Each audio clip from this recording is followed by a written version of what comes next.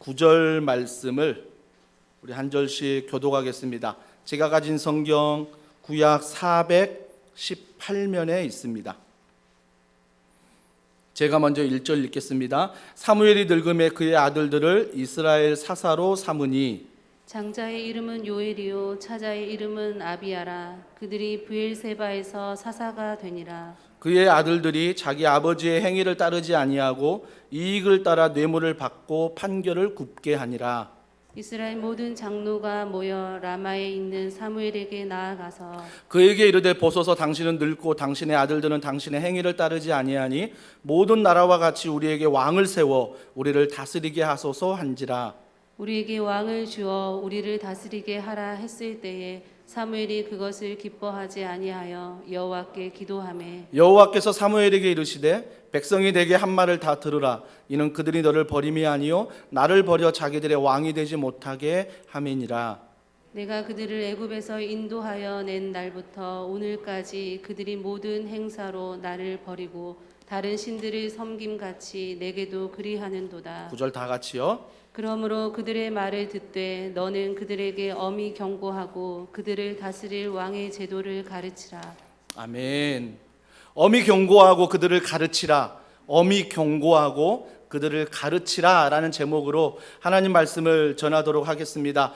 금쪽 같은 내 새끼라는 프로그램을 아시는 분들이 계실 것입니다. 물론 저도 자주 보지 않는 프로그램이지만 금쪽 같은 내 새끼, 이 제목이 너무 마음에 와닿아서 누가 어떻게 하나 가끔씩 보게 됩니다. 아마 자녀를 생각할 때 그 자녀가 금쪽 같지 않는 부모가 어디 있겠습니까? 너무나 소중한 자녀고 또 내 자신이 부모지만 우리의 부모를 생각할 때 우리의 부모들에게 나 또한 금쪽 같은 새끼일 것입니다. 오늘 사무엘이 다시 등장하는데 청년 사무엘이 20년이 지난 다음에 오늘 1절에 등장을 합니다. 그 사무엘이 어떻게 등장합니까? 1절에 보니까 사무엘이 늙음에라고 말합니다. 제가 누누이 말하지만 늙는다는 것은 나이가 드는 것뿐만 아니라 사명을 다하고 있다는 것입니다. 성경은 그렇게 말하는 거예요. 근데 사무엘이 늙었다는 표현이 오늘 문맥을 보면 잘 안 맞는 것 같아요. 지난번 사무엘이 제가 30대 초반이라고 말씀드렸습니다. 지금 사무엘은 20년이 지났습니다. 그러면 많아봤자 50대 중반입니다. 50대 초반입니다. 많은 학자들이 그 정도 나이일 거라고 하는데 그 당시에 성경의 인물들 보면 막 80세 청년이라 말할 정도로 사역을 했는데 이상하게 사무엘만 50대 초반임에도 불구하고 늙음에라고 말하고 있다라는 것입니다. 제가 50대 초반이 늙게 보입니까? 일부 때는 아니오가 막 3명 4명이 아멘 했는데 그래도 한 명 있다는 게 감사하긴 감사한데 하여튼 문맥을 보면 좀 이해가 안 돼요. 늙은 거 아닌데 50대 초반이면 충분히 젊은데 라고 생각할 수 있는데 성경은 늙음에 그의 사명을 점점 다하고 있다라고 말하고 있습니다. 그 사명을 다하고 있으면서 사무엘에 대해서 이렇게 말합니다. 1절에 계속 말합니다. 그의 아들들을 이스라엘 사사로 삼았다라고 말합니다. 여러분, 그 당시에 사사가 어떤 일을 하였습니까? 사사가 사사기 시대에 무려 왕정의 정치가 세워지기 전에 300년 동안 사사로 있으면서 하나님의 뜻, 하나님의 마음을 백성들에게 전달해 주는 역할을 했습니다. 즉, 그 역할을 하려면 하나님이 세우셔야 돼요. 그러니까 사사는 하나님이 택하시고 하나님이 기름을 부어서 세워야 하는 것입니다. 그런데 사사를 누가 세워요? 사무엘이 세워버립니다. 하나님이 세운 게 아니라 사무엘이 자기의 두 아들을 사사로 세우고 있다라는 것입니다. 그러면서 2절에 이렇게 말합니다. 장자의 이름은 요엘이요 차자의 이름은 아비야라. 그들이 브엘세바에서 사사가 되니라 라고 말하고 있습니다. 두 아들 요엘과 아비야라고 말하는데 이들의 뜻은 야훼, 즉 하나님이 나의 하나님이다 라는 이름의 뜻을 가지고 있습니다. 굉장히 이름의 뜻이 좋습니다. 하나님이 나의 하나님이래요. 그런 두 아들에게 하나님이 사사로 세우는 게 아니라 사무엘이 사사로 세우고 있다는 것입니다.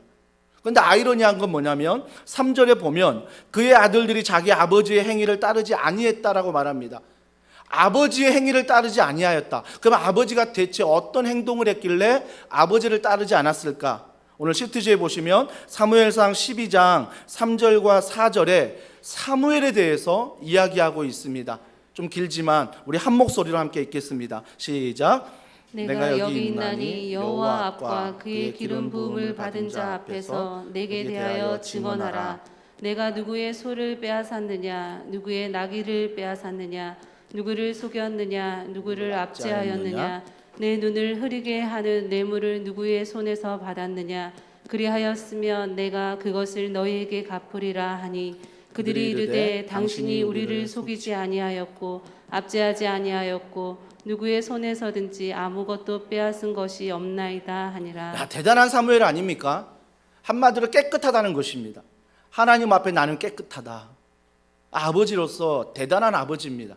그런데 이 아버지가 있는데 오늘 3절에 읽었듯이 아버지의 행위를 두 아들이 뭐예요? 따르지 아니하고 아버지의 이 깨끗한 아버지의 신앙을 따르지 아니하였다라고 말합니다.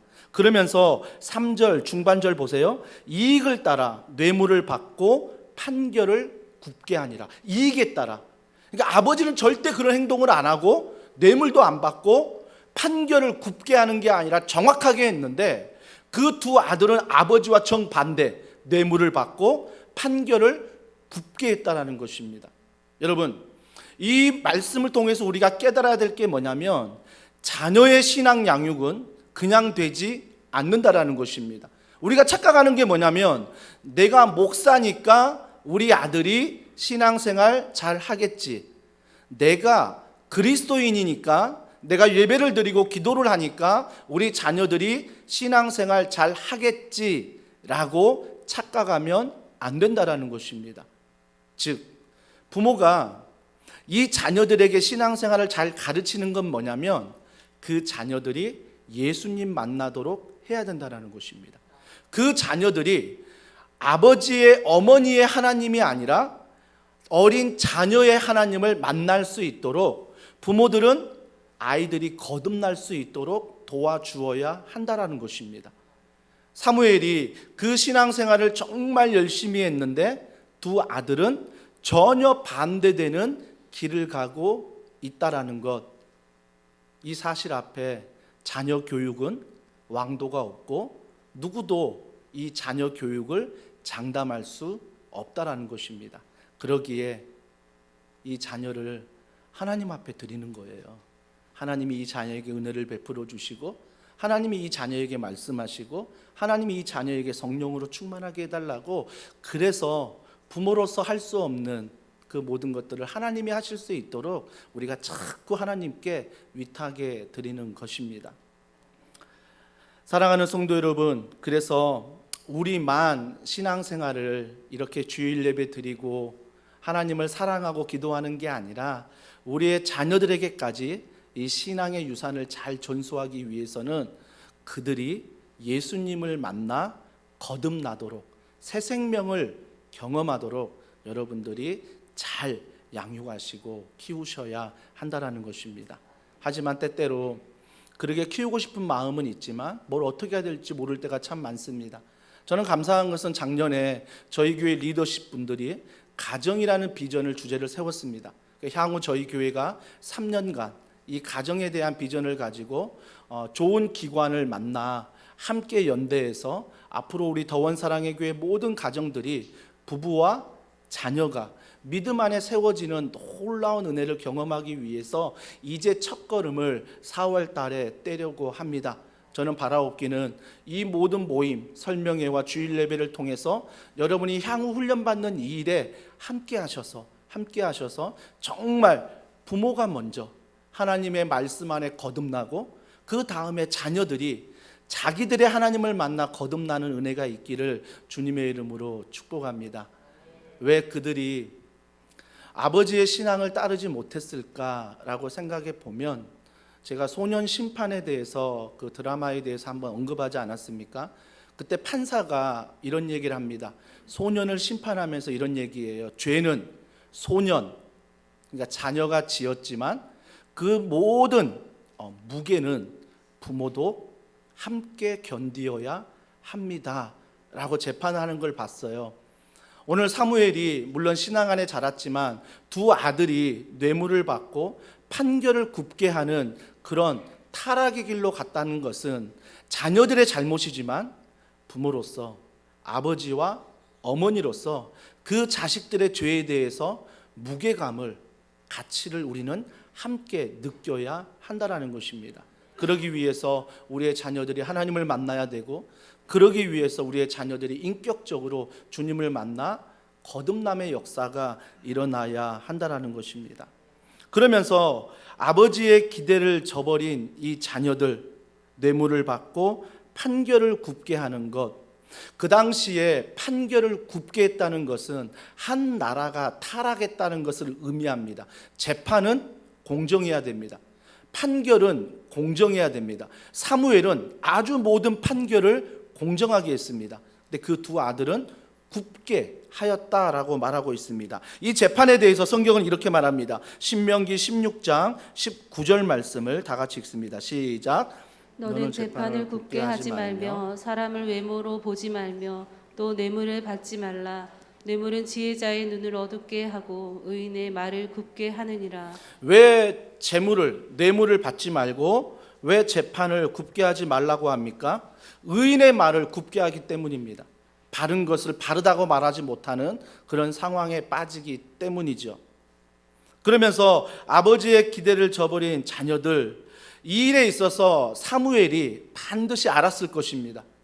물론 사무엘이 나이가 늙어 자기의 자녀들을 사사로 세우고 싶은 인간적인 욕심이 있었을 것입니다. 내가 이렇게 아버지가 신앙생활 열심히 했으니 우리 자녀들도 열심히 할 거야. 그래서 사사로 세워도 괜찮을 거야 라고 아버지는 생각했을 것입니다. 하지만 괜찮은 게 아니라 잘못된 길로 가고 있었습니다. 그때 아마 아버지는 알고 있었을 것입니다. 그때 자녀를 야단치고 그때 자녀를 가르쳐야 한다라는 것입니다. 사무엘이 가르치지 않고 야단치지 않고 사사로 세워버리고 있다라는 것입니다. 그러면서 이 일 앞에 놀라운 가장 안타까운 일들이 벌어지기 시작합니다. 즉 백성들이 무례해지고 그 무례한 요구가 사무엘의 분노로 나타나게 됩니다. 오늘 본문 4절과 5절, 자 이런 상황에서 장로님들이 어떤 요구를 하는지 자 들어보겠습니다. 장로라 하는 것은 그 당시에 각 성읍의 어른들입니다. 각 성읍의 어른들이 모였다는 거예요. 자, 4절과 5절. 이스라엘 모든 장로가 모여 라마에 있는 사무엘에게 나아가서 그에게 이르되 보소서 당신은 늙고 당신의 아들들은 당신의 행위를 따르지 아니하니 모든 나라와 같이 우리에게 왕을 세워 우리를 다스리게 하소서 한지라. 사무엘이 자기 자신은 거룩하게 신앙생활을 했지만 두 아들이 뇌물을 받고 재판을 굽게 했을 때, 야단치지 않고 가르치지 않았을 때 각 성읍의 어른 장로들이 찾아왔습니다. 사무엘을 찾아와 뭐라고 말합니까? 당신 이제 늙었다. 그리고 두 아들을 사사로 세웠는데 사사 두 아들이 뭐예요? 뇌물을 받았다. 재판을 굽게 한다. 그래서 뭐라고 말해요? 우리나라의 왕을 세워야 된다. 이스라엘의 왕을 세워야 된다라고 말합니다. 여러분, 사사기서부터 지금 사무엘상까지 눈을 강조하는 건 뭐냐? 왕권이에요. 주님이 말씀하는 건 뭐냐면 눈에 보이지 않는 왕, 하나님이 왕이심을 가르쳐 주셨습니다. 근데 오늘 각 장로들, 각 우두머리들이 뭘 원해요? 눈에 보이지 않는 왕이 아니라 눈에 보이는 왕을 달라라는 것입니다. 눈에 보이는 왕을 달래요. 사무엘도 나이 늙었잖아. 두 아들도 타락했잖아. 더 이상 이거 가지고 안 돼. 하나님이 우리 왕이 아니라 눈에 보이는 왕을 달라라고 이야기하고 있습니다. 아마 사무엘이 이야기 들었을 때 기분이 굉장히 나빴을 거예요. 내가 늙었다고? 50대 초반인데 그런 이야기를 들어야 되고 두 아들에 대해서 아픈 마음이 있는데 그걸 찌르거든요. 두 아들이 뇌물 받았잖아. 재판을 굽게 하잖아. 그걸 막 찔러대니까 사무엘이 어때요? 마음이 참 분노도 일어나지만 마음에 낮은 자존감이 발생할 수 있는 것입니다. 그런데 여러분 5절의 말씀 4절 5절 잘 보면요, 그들이 사무엘이 나이 많아 왕을 요구한 게 아니에요. 두 아들 사사가 타락해서 왕을 요구한 게 아니에요. 왕을 요구한 이유가 5절 중반절에 보십시오. 모든 나라와 같이 우리에게 왕을 세워 우리를 다스리게 하소서. 모든 나라와 같이 우리에게 왕을 세워달라는 것입니다. 그러면 그동안 이스라엘 백성의 왕은 보이지 않는 하나님이었는데 지금 이스라엘 백성들이 뭘 원하는 거예요? 보이지 않는 하나님 왕 필요 없다라는 것입니다. 보이는 왕을 세워주되 옆에 있는 나라, 모든 나라의 왕이 있듯이 우리나라에도 왕을 세워달라고 말하고 있습니다. 한 나라가 고난에 빠져 있고 고통에 빠져 있습니다. 그때 이 장로들의 해결점은 무엇입니까? 옆에 나라 보니까 왕이 카리스마가 있거든요. 옆에 나라 보니까 왕이 리더십이 있거든요. 옆에 나라 보니까 조직이 막 있거든요. 조직과 시스템과 카리스마와 리더십이 있으니까 그 나라가 잘 되는 것 같거든요.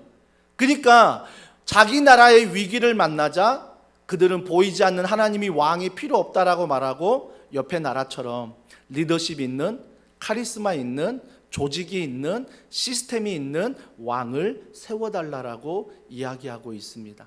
그렇다면 한 가지 우리가 알 수 있는 건 뭐죠? 그들이 지금까지 신앙생활한 것은 종교적인 생활이었습니다. 하나님을 왕으로 모신 게 아니라 여전히 교회는 나오지만, 여전히 기도는 하지만, 여전히 말씀은 읽지만 자기 마음의 왕은 자기 자신일 수 있고 하나님이 아닌 다른 것이 내 마음의 왕으로 있었던 거예요. 그 왕으로 있었던 게 폭발을 한 거죠. 그래서 뭐라고 말해요? 너 나이 늙었잖아. 너희 두 아들 사사로서 뇌물 받고 판결을 굽게 하잖아. 이건 핑계예요. 이건 핑계고 본질은 뭐예요? 옆에 나라가 부러운 거예요. 옆에 나라 왕이 부럽고 옆에 나라 시스템이 부럽고 옆에 나라 조직이 부러운 거예요. 그래서 나는 눈에 보이지 않는 하나님 필요 없고 눈에 보이는 왕, 시스템, 조직, 카리스마, 리더십 그 사람을 세워달라고 요구하고 있다는 것입니다. 사랑하는 성도 여러분, 우리가 이 말씀 앞에서 좀 무겁게 받아들이면 좋겠습니다. 한 주간 여러분은 어떠셨습니까? 세상이라는 고난과 풍랑과 폭풍 앞에서 여러분들은 과연 어떤 왕에게 의지하였으며 어떤 왕 앞에 나아갔습니까? 사무엘이 이 말을 듣고 참 놀라운 게 이거예요. 자, 6절에 보세요. 우리에게 왕을 주어 우리를 다스리게 하라 했을 때에 사무엘이 그것을 기뻐하지 아니하여 여호와께 기도하며, 당연히 기쁘지 않죠. 늙었다고 하니까, 자기 두 아들 막 지져가니까 기뻐하지 않은 거죠. 저 같았으면요, 야, 어떻게 너희들이 애굽에서 인도하신 하나님, 광야에서 만나와 메추라기를 주시고 홍해를 가르시고 요단강을 가르시고 여리고를 무너뜨리는 거 너희 다 알잖아. 블레셋 군인들이 쳐들어왔을 때 너희들 힘으로 이기지 못할 때 너희들이 하나님께 기도해달라고 해서 기도했더니 하나님이 천둥과 번개를 쳐서 그 블레셋 군대 물리쳤잖아. 너 그거 다 경험했잖아. 그런데도 어떻게 하나님을 왕으로 모시지 않고 눈에 보이는 왕을 달라고 하니 저 같았으면 화를 내고요, 심지어 욕까지 할 수 있습니다. 그런데 사무엘은 기뻐하지 않았지만 6절 하반절에 보니까 뭐 했다고요? 여호와께 기도하며. 저는 이게 진정한 리더십의 모습이라고 봅니다. 여러분 스스로가 정말 마음에 분함이 있고 또 내 마음에 슬픔이 있고 아픔이 있고 고통이 있을 때 가장 먼저 찾아가 해결할 해결책은 기도라는 것입니다. 누구 앞에 나아갑니까? 하나님 앞에. 괜찮아요. 교회 오시지 않아도요, 여러분이 있는 처소에서 정말 내 마음이 뭔가를 짓누를 때 하나님, 이게 나를 짓누릅니다. 좀 도와주세요. 아니면 살려주세요. 누군가를 만나 계약을 해야 될 때 하나님, 이 계약을 꼭 이루기를 원합니다. 주님 도와주세요. 누군가를 만나 정말 마음의 대화를 나눌 때 하나님께 이 대화 속에 함께 하셔서 우리 마음이 하나가 될 수 있도록 도와주세요. 순간순간 얼마든지 뭐예요? 하나님께 기도할 수 있다라는 것입니다.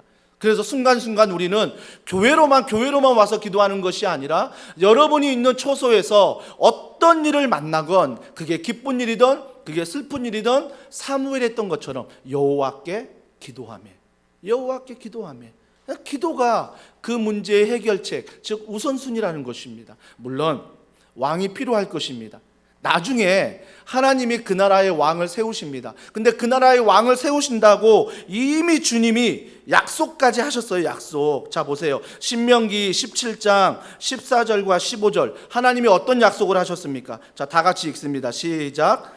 우리도 우리 주위의 모든 민족들 같이 우리 위에 왕을 세워야겠다는 생각이 나거든 반드시 내 하나님 여호와께서 택하신 자를 내 위에 왕으로 세울 것이며. 여러분 알겠습니까? 하나님이 왕을 안 세우려는 거 아니에요. 이미 신명기 말씀을 통해서 너희가 왕이 필요할 때 왕을 세우겠다고 약속하셨어요.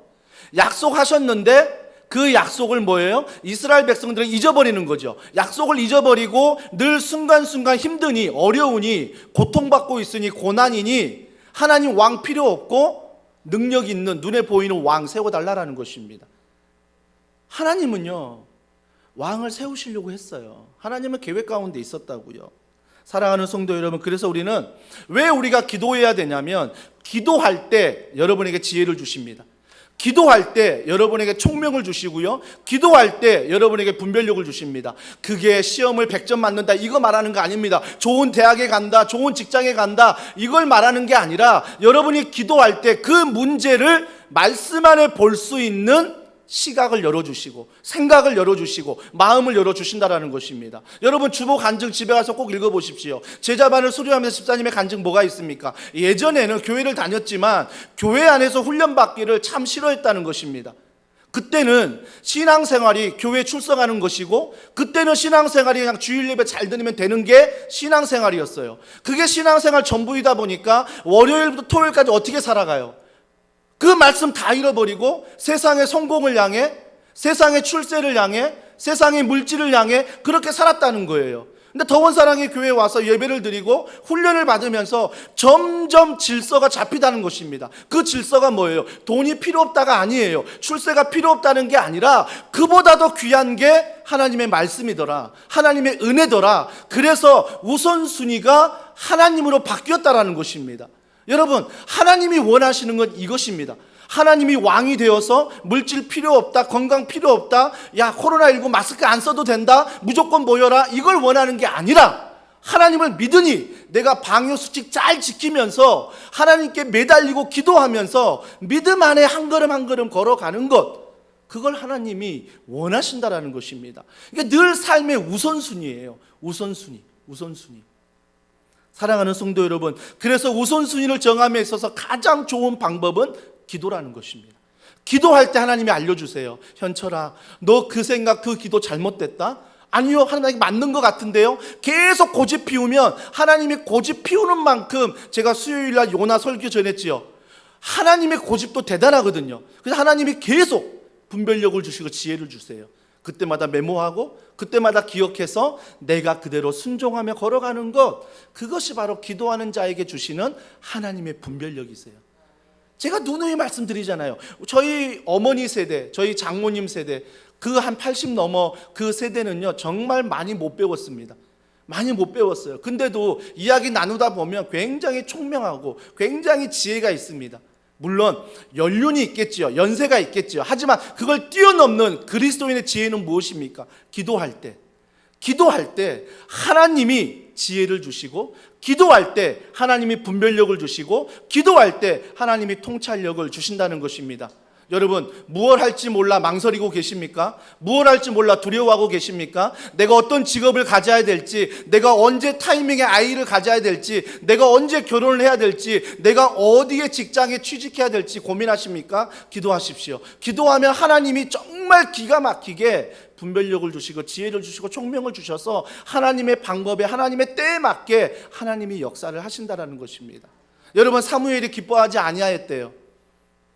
기뻐하지 않았어요. 두 아들 건드니까, 내 나이 늙었다고 건드니까 기뻐하지 않았지만, 기도하니까 어떤 일이 벌어지냐면, 자 7절에 보세요. 여호와께서 사무엘에게 이르시되 백성이 내게 한 말을 다 들으라. 기뻐하지 않았지만 기도하니까 하나님의 마음을 깨닫는 거죠. 하나님의 마음이 뭐였어요? 백성들 원하는 대로 해주라는 것입니다. 백성들이 왕 원하니? 왕 세워. 사무엘은 그 생각이 없었거든요. 그냥 못된 사람들이었어요. 하나님이 지금까지 어떤 은혜를 베푸셨는데 너희들 배은망덕하게 어떻게 보이는 왕을 원해? 사무엘의 생각에 사무엘이 기도할 때 뭐예요? 하나님의 음성을 들어요. 하나님의 음성 뜻밖의 뭐라고 말해요? 백성들 이야기 들어줘. 왕 세워, 괜찮아. 왕 세우라는 것입니다. 그때 7절 중반절에 보세요. 이는 그들이 너를 버림이 아니요 나를 버려 자기들의 왕이 되지 못하게 함이니라. 사무엘을 위로하시는 하나님. 사무엘아, 너 나이 늙었다고 백성들이 무시하는 거 아니야. 너희 두 아들이 뇌물 받고 판결을 굽게 한다고 무시하는 거 아니야. 그들이 너를 무시하는 게 아니라 뭐라고 말해요? 나를 버린 거야. 하나님을 버린 거야 라고 말합니다. 종종 전도할 때 이런 고백을 많이 듣게 됩니다. 전도하러 갔는데 그 전도를 할 사람이 아예 안 믿어요. 넌 안 믿어요. 이럴 때 상처를 받는다고 합니다. 그 상처를 왜 받냐면 나를 거절한다고 생각하기 때문입니다. 주님 말씀하십니다. 너가 누군가에게 복음을 전하니 누군가에게 복음을 전했을 때 그 사람이 거절하거나 욕을 하고 그 사람이 뿌리칠 때 너를 거절한 게 아니야. 나를 거절한 거야 라고 말씀하십니다. 그때 사무엘이 느꼈을 것입니다. 백성들이 나이 많다라고 말했을 때, 두 아들을 비리를 말했을 때 내가 뭐 했나? 내가 잘못 가르쳤나? 굉장히 낮은 자존감에 빠졌을 때 주님 뭐라고 말씀하십니까? 너 때문이 아니야. 너 때문이 아니야. 나를 버린 거야. 나를 버린 거야 라고 주님이 말씀하십니다. 그러면서 그들이 언제부터 버렸습니까? 8절에 보세요. 내가 그들을 애굽에서 인도하여 낸 날부터 오늘까지 그들이 모든 행사로 나를 버리고 다른 신들을 섬김같이 내게도 그리하리도다. 여러분, 하나님은 아세요.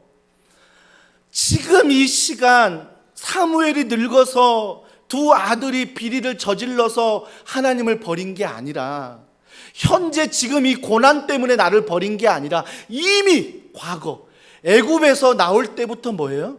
나를 버렸다는 것입니다. 나를 버렸다는 거예요. 여러분, 출애굽기 살펴보시면서 그 역사의 흐름을 알지 않습니까? 먼저 하나님이 사랑으로 은혜를 베푸십니다. 그러면 인간들은 뭐합니까? 감사하죠. 그런데 감사하다가 나중에 뭐합니까? 죄를 범해요. 죄를 범하자 뭐합니까? 회개합니다. 그때 하나님이 뭐하십니까? 용서하세요. 이게 계속 반복이 돼요. 사이클이 계속 반복이 됩니다. 순간순간 하나님을 버릴 때가 너무 많은 거죠. 그런데 하나님은 어때요?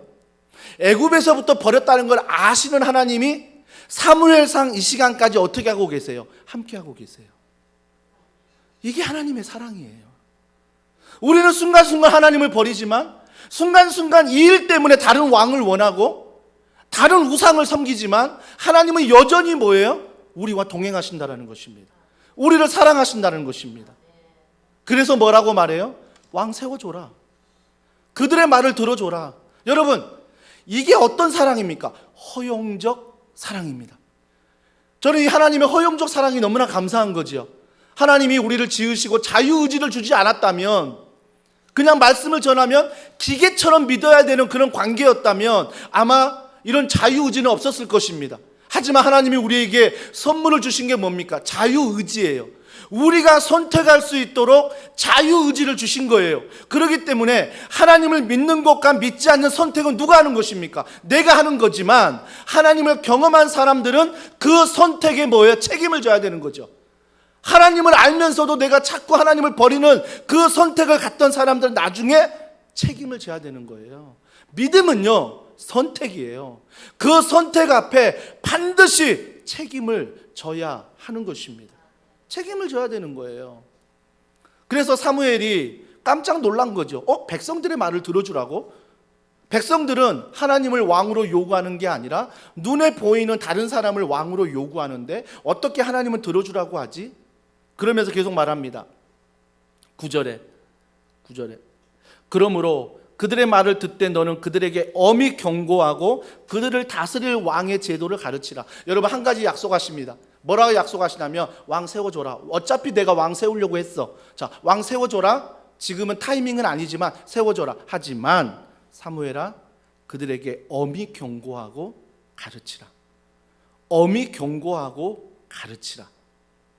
여러분, 이 말씀을 부모들이 정말 무겁게 받아들이셔야 됩니다. 금쪽 같은 내 새끼라 할지라도 우리가 반드시 엄히 경고하고 그들을 가르쳐야 한다는 것입니다.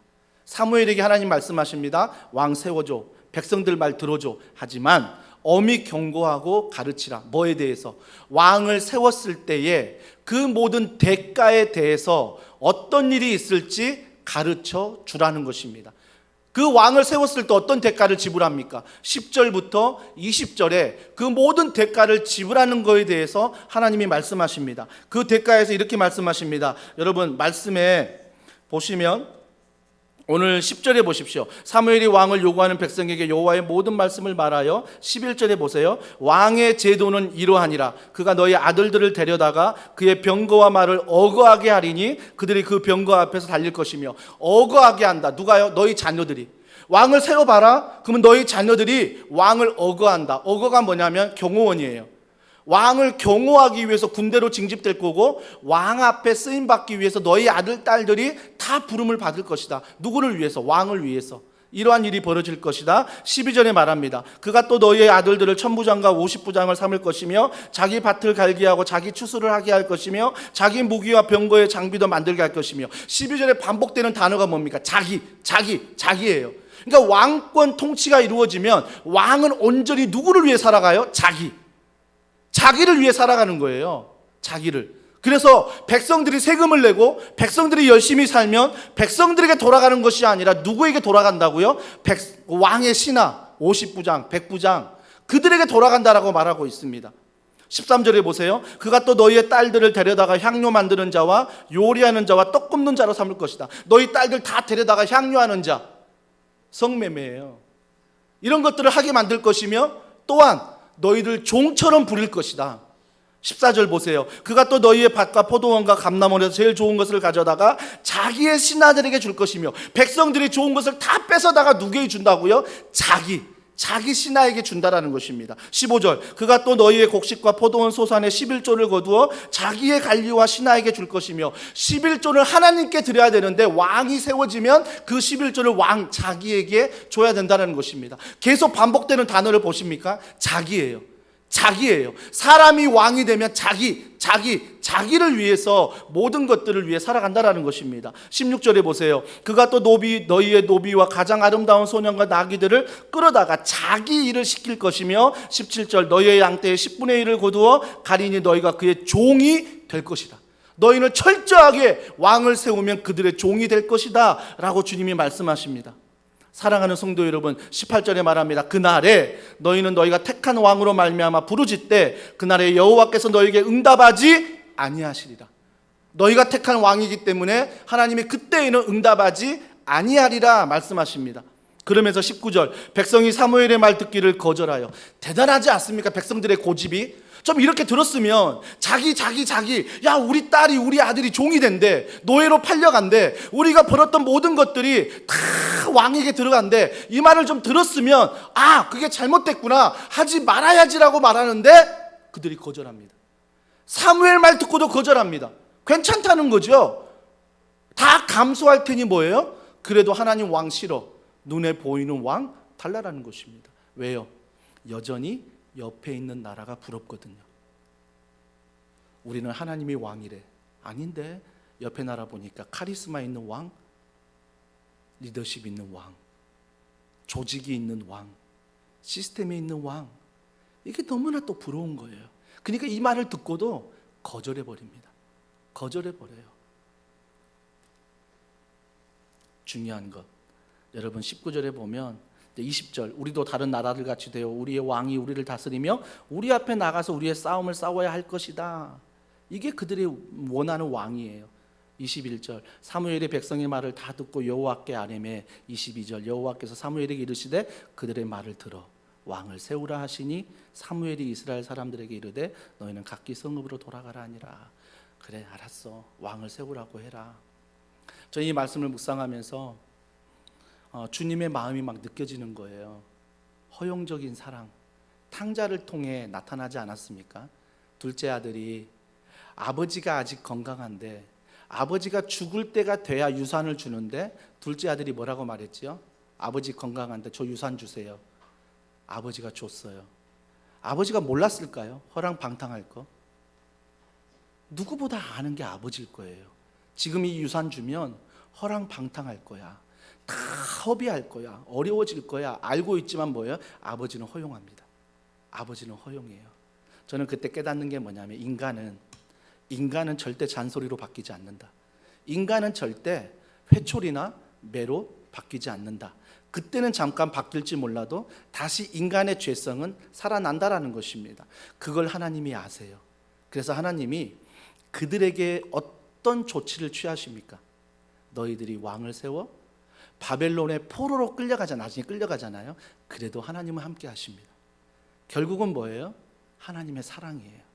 하나님의 사랑이 너희와 늘 동행함으로 함께 한다는 거예요.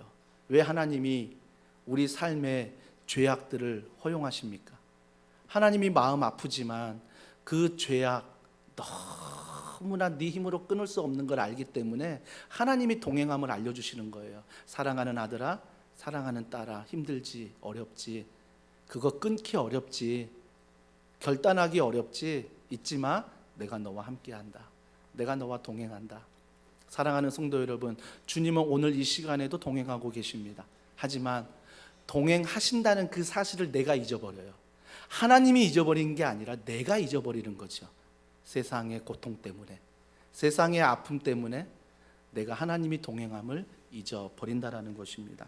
여기에서 우리가 깨닫는 건 시스템의 문제가 아니라는 거죠. 여러분, 어떤 문제가 갖고 오셨습니까? 어떤 문제가 있습니까? 그 문제는요, 시스템이 없어서가 아니에요. 그 문제는 여러분 실력이 없어서가 아니에요. 그 문제는 여러분의 신앙의 이중성의 문제라는 것입니다. 신앙의 이중성의 문제 때문에 여러분이 그 문제 앞에 헤어나오지 못한다라는 것입니다. 문제가 있으십니까? 신앙의 이중성을 버리고 하나님께 가지고 나오십시오.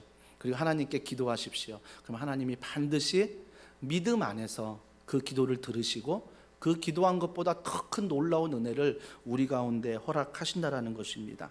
그래서 결론은 9절이죠. 하나님의 백성은 하나님을 통해 세상을 고쳐야지, 하나님의 백성이 세상의 방법을 통해 세상을 고치지 말라라는 것입니다.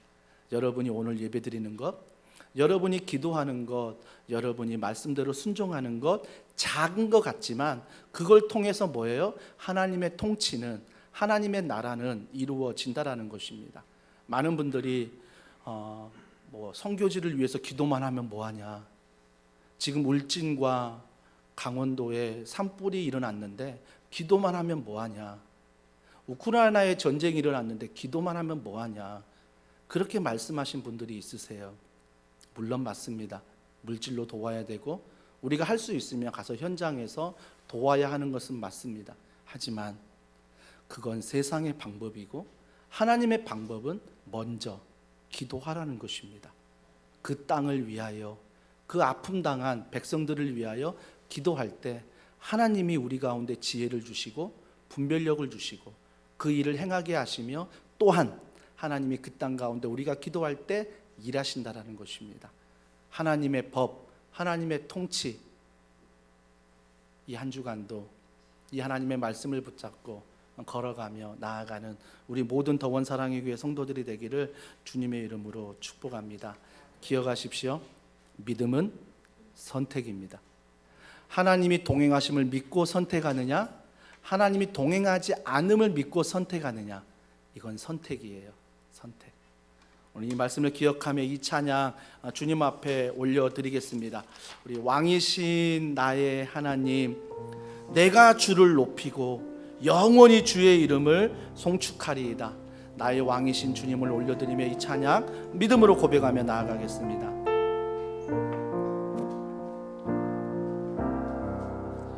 고백합니다. 왕이신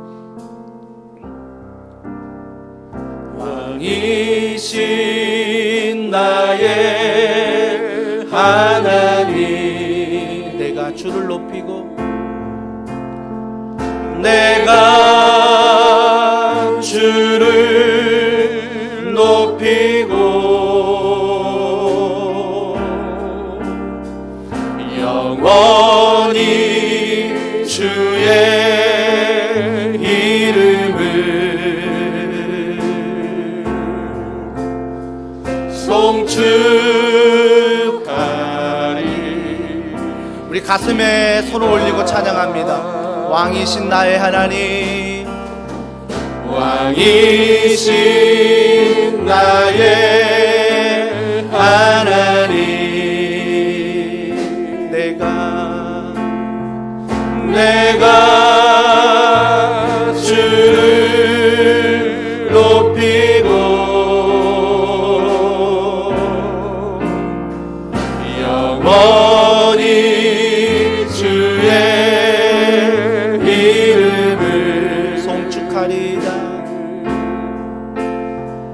송축하리. 우리 이렇게 고백할까요? 하나님께로 더 가까이,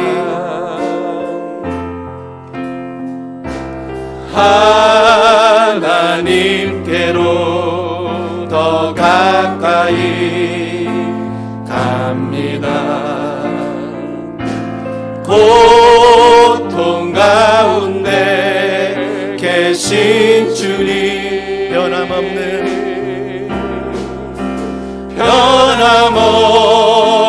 주님의 크신 사랑, 영원히 주님만을 한 번 더 고백합니다. 하나님께로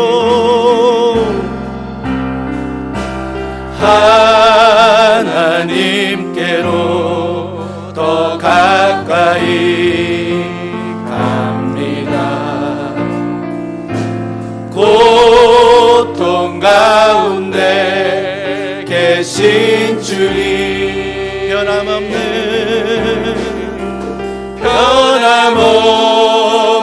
주님의 크신 사랑, 영원히 주님만을 섬기리. 우리 이 시간에 함께 기도합니다. 혹시 하나님이 아닌 다른 것을 왕으로 삼으시면서 매일매일 고통과 낙심과 눈물 가운데 걸어가면서 뭘 어떻게 해결해야 될지 모르는 분들 계십니까? 답답하신 분들 계십니까? 무엇을 선택할지 몰라 괴로워하신 분들 계십니까? 걱정하지 마십시오. 그 시간이 고통이지만 그 고통의 시간도 허용적인 사랑으로 함께 하시는 하나님이 계십니다. 그 하나님 앞에 이 시간 기도하길 원합니다. 하나님, 나에게 이런 것들이 고통입니다. 나에게 이런 것들이 왕입니다.